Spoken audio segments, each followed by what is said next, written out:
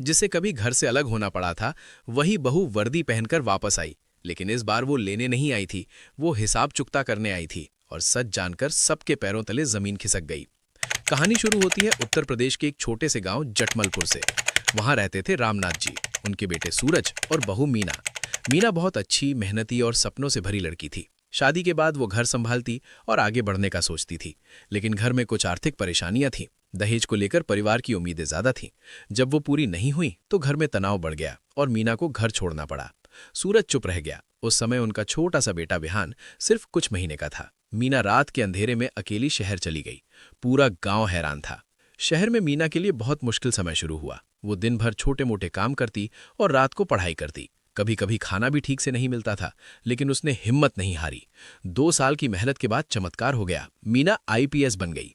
जब वो पहली बार वर्दी में गांव आई तो सबकी आंखें फैल गईं।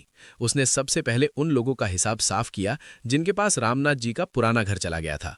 उसने शांति से सब कुछ सुलझाया। रामनाथ जी भावुक हो गए। मीना ने कहा, बाबूजी, गलतियां हो जाती हैं, मैं आपको दुख देने नहीं आई, परिवार को फिर से खड़ा करने आई हूं। उसने सूरज को भी हौसला दिया।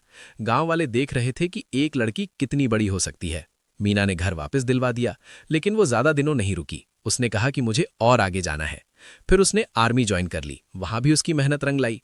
5 साल बाद वो आर्मी की हरी वर्दी में मेजर के स्टार लगाए उसी गांव वापस आई। इस बार एक आर्मी की गाड़ी गांव की उसी पुरानी कच्ची सड़क पर आई।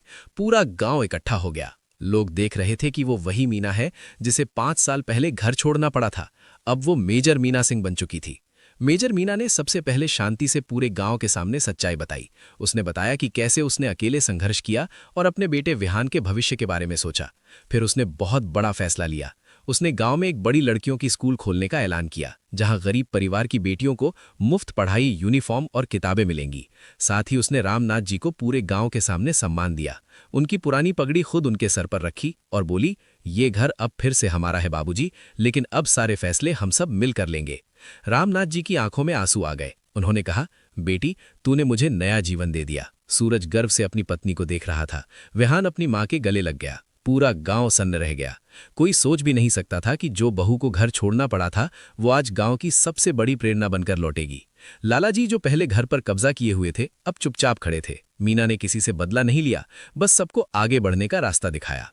दोस्तों, इस कहानी की सीख बहुत गहरी है। शिक्षा, लगातार मेहनत और माफी की ताकत किसी भी मुश्किल को पार कर सकती है। दहेज जैसी पुरानी सोच हमें कमजोर बनाती है, लेकिन अगर हम अपनी बेटियों को पढ़ाएंगे, उनका सम्मान करेंगे और उनकी जिद पर भरोसा करेंगे, तो वो न सिर्फ अपना परिवार संभालेंगी, बल्कि पूरा समाज बदल देंगी। गलती को माफ करना और सकारात्मक फैसला लेना, यही सच्ची ताकत है। अगर ये कहानी आपके दिल को छू गई हो तो वीडियो को लाइक जरूर करें, चैनल को सब्सक्राइब करें और कमेंट में बताएं कि मीना का फैसला आपको कैसा लगा। अपने दोस्तों के साथ शेयर भी करें। धन्यवाद।